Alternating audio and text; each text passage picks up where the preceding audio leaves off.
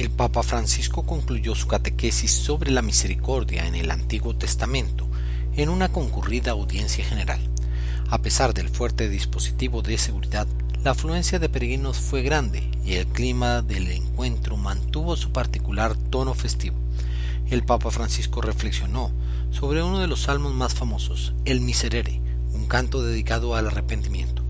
El perdón, señaló el Papa, es la verdadera necesidad del hombre y el único que puede perdonar su pecado. Por muy grande que sea, es Dios.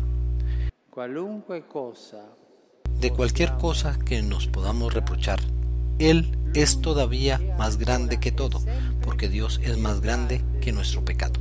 El Papa señaló que el perdón de Dios es real, es un perdón que elimina por completo el rastro del pecado, porque la reconciliación es plena. Dios no es rencoroso. No esconde el pecado, lo destruye, lo borra, pero lo borra desde la raíz, no como lo hace en la tintorería cuando llevamos un vestido y quitamos la mancha, no. Dios elimina nuestro pecado desde la raíz totalmente.